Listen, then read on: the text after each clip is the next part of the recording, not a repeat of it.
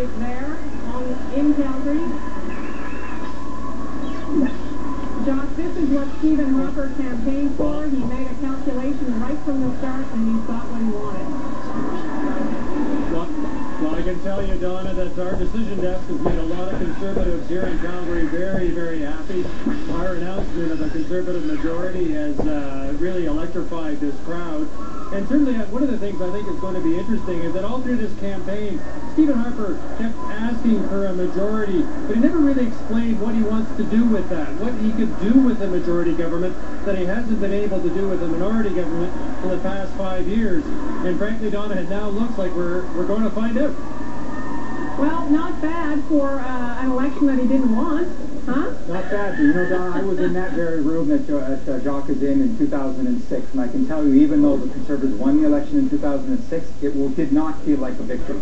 Tonight is what they were waiting for in 2006, and they got it, albeit 5 years later. The message was very clearly, Donna, the Prime Minister said right from the get-go that he wanted to see a stable government. I think that's what the country needs right now, and that's what Canadians have at least partially voted for. And they voted for change on the one part, on the second place, but as far as their government goes, they wanted obviously a stable government. And Eric, let's bring in Eric Sorensen, who's brought us, come back to the virtual set. Our guru is here at the desk now. Oh, I'm only here virtually. You look real to me. Eric, you know, what I wanted to ask about is the NDP and the Liberals essentially switched positions tonight, right? Which meant the Tories picked up seats, enough to get a majority, but they got what they wanted. The NDP certainly surged ahead, but the vote just switched, didn't it, between the NDP and the Liberals? Yeah, essentially. I mean, the vote splits in Ontario is what probably hurt the Liberals most. The NDP has, won lots of seats in Quebec. They have delivered some seats probably to the Conservatives in Ontario, and there may be even more seats for the Conservatives to pick up the rest of the way. But it leaves a very funny situation where you have the two parties that were on either side of the issue of national unity, the Liberals decimated and the Bloc Quebecois decimated. And I'd be interested in Jay Hill and Sheila Copps talking a little about where this leaves the national unity question, because the Conservatives are going to have a majority, but it's not a Mulroney majority. It's not a majority with nationalists in part of that Quebec caucus. And Sheila Copps, I don't know what you think as well about where this leaves that debate, because yes, the Bloc is going away for the moment, but that, as Dennis Trudeau was saying, that's not the end of the separatist notion in Quebec. And where does that leave things if the Conservatives have this type of majority? I think it's actually going to put Jack Layton in a very challenging position, because as anybody who's been on the front end of any of those constitutional debates will know, sometimes what people want in Quebec, they don't want in other parts of the country, and it's very difficult to square that circle. When you don't have members, it's okay because you can take the position, but when you have members across the country, you sometimes have to be more balanced in your approach, and that could represent a potential danger, because the Bloc cousin, Pauline Marois and company, are going to be looking for any excuse they can to sort of torch Canada. Let's just check in at Conservative Party headquarters, Stephen Harper's headquarters in Calgary. Peter Harris is down in the crowd there. Huge celebrations, Peter. Well, Donna, as it was lurching towards majority territory, this crowd was going back and forth saying, one more. So as each seat was piling on towards that majority marker that we announced, they were looking for it. Now, this group especially was raucous. They were extremely loud.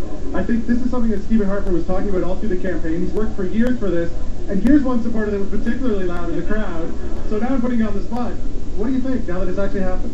I am so thankful that Canada's going to have a strong government. I was a little worried, and now my heart is at rest, and I can start partying. What were you worried about? I was worried about another minority government, and to be frank with you, an NDP opposition on that.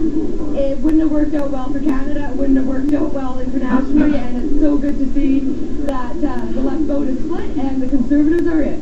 They went right up the center, but I mean, you have the NDP now. Jack Layton will be staring down Stephen Harper in the House of Commons. I mean, does that change the dynamic a bit? Oh, of course it's going to change the dynamic. You have an NDP opposition. Who would have ever thought that could have happened? However, you're going to have an NDP opposition. I knew she was going to scream, Donna. She's been screaming for the last 10 minutes. So there you go. Back to you. All right, Peter Harris at the Stephen Harper's headquarters in Calgary. Much different mood over at the Liberal headquarters in Toronto. That's where Shirley Engel is. Shirley.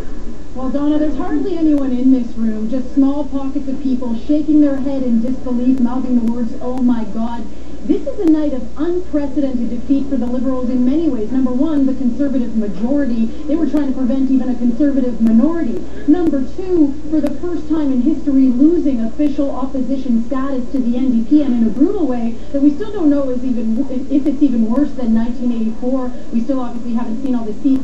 And now we hear that Michael Ignatyev's seat here, the seat of the leader of the party, might not even be safe. We don't know. There are Liberals in the Greater Toronto area, the last Liberal stronghold, people like Mark Holling, Ken Dryden, Martha Hall Finley, Dan McTague.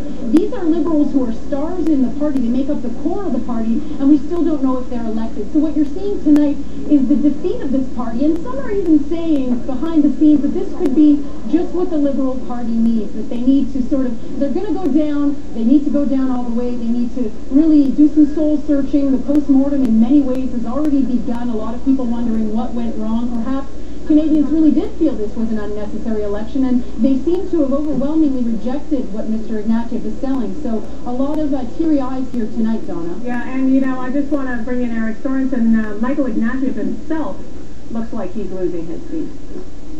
He does, and one of the things we'll be watching for in some of these ridings is was it an outright win for the Conservatives, or did they stand still with their votes while the NDP took votes away from the Liberals? If that happened in that riding, another Liberal, in this case the leader of the Liberal Party, going down, and of course there will be leadership questions, which there would have been after this result anyway. And there is one party tonight who can't believe their good fortunes. That is the NDP. That's where Mike Drolet is at NDP headquarters in Toronto tonight. Mike? Yes, this is a stunned group of NDP supporters here today. Certainly they never expected to get over 100 seats. I don't know what's more shocking, the NDP result, the Liberal result, or the Bloc result. I lived in Quebec for a couple of years, and I'm absolutely stunned by that. Now, the one thing that you guys were talking about on the panel was that Carl Boulanger did a lot of work to try to build up the NDP and to set the policy in Quebec to try to woo Quebec voters. Well, you could argue now that he has an even bigger job ahead of him, because they have a lot of Green MPs. A lot of people who, I believe the number was 61 in Quebec in terms of the NDP seats. Well, you could argue that 60 of those didn't expect to win, because the one seat that they expected to hold was Thomas Mulcair, and the rest was, sacrificial lambs for the large part. But Jack Layton kept on going back to Quebec, and he was really forcing the issue there. So they're excited as anybody could possibly imagine they could be. Donna? All right, just a quick thanks, Mike Drolet. Just a quick word from you, Eric, on the fortunes of the NDP. Absolutely historic night for them. It is an historic night for them. There are a lot of voters who may be asking themselves this question, though, which is, for progressives, is this a great night? If you're thinking progressives more broadly in terms of Liberals, Green, NDP, because they have done well, but overall, you now have a Conservative majority government. That they can't be very happy about that. Some progressives, I would say. All right, thanks, Eric. It's now time to turn over our Decision Canada coverage to your local anchors for the next 10 minutes in most markets. Stand by. This is Decision Canada 2011 on the Global Television Network.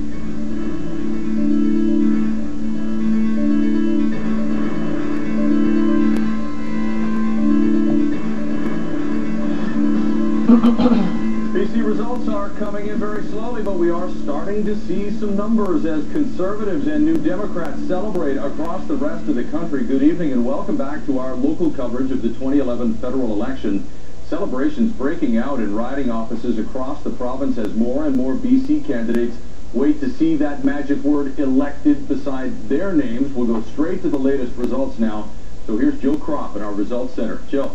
Well, Chris, it's been really interesting so far. We have seen some swaps in all our ridings very quickly. Let's run through all of them. Vancouver Centre, no results yet. This, of course, Hetty Fries. This is expected to be a safe riding for Hetty, but boy, have we seen a Liberal collapse tonight. She could lose that riding. Vancouver East also should be safe for NDP incumbent Libby Davies, although Irene Yat, who was challenging earlier.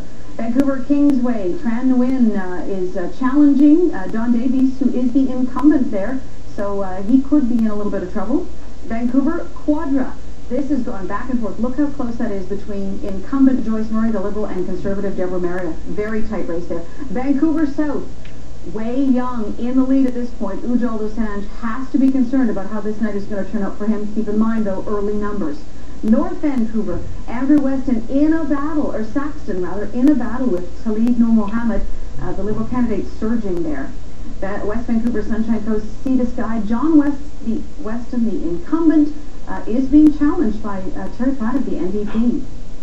Burnaby Douglas, Kennedy Stewart, the NDP, he is not the incumbent, but this is an NDP riding. He's expected to win that, looking like he might do that. Burnaby, New West, Peter Julian in a very strong lead against Paul Forsyth, who's a long-time politician. He was an MP for 12 years, challenging there.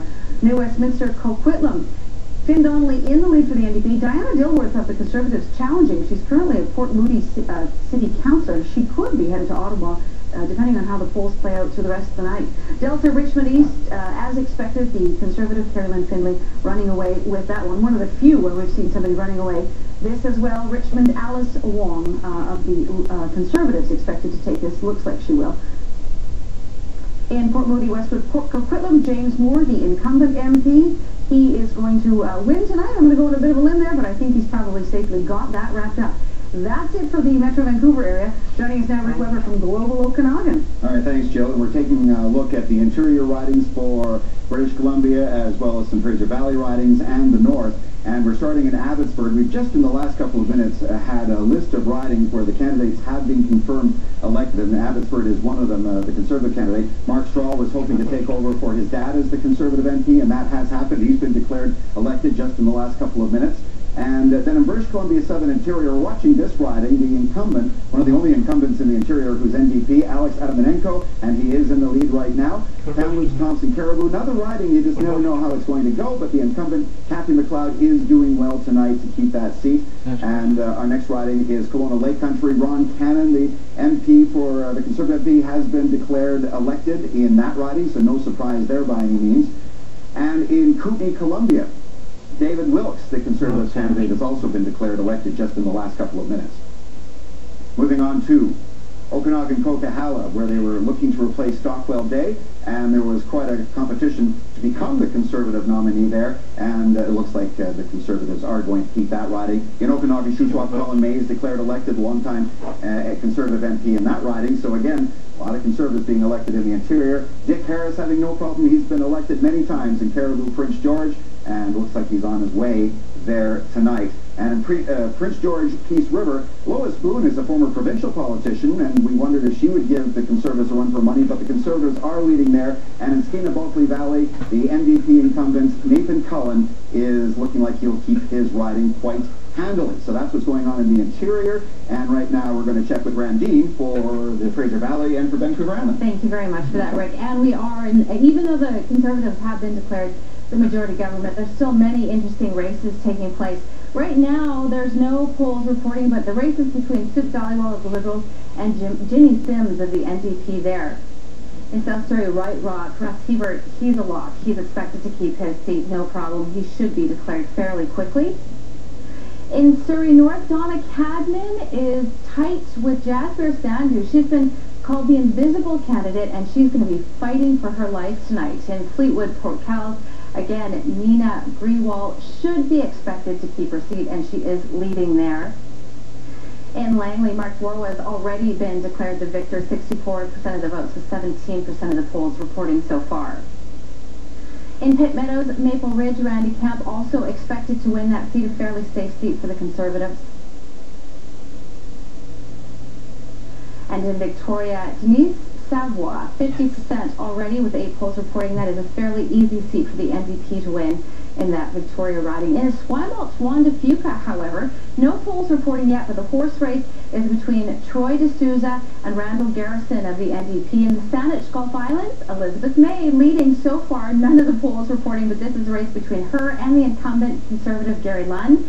In Nanaimo, Alberni, this should be a fairly tight race as well. We're not expecting the NDP to beat the incumbent so far, but that looks like what's happening. In Nanaimo, Cowichan, Jean Crowder should be able to keep her seat for the NDP tonight.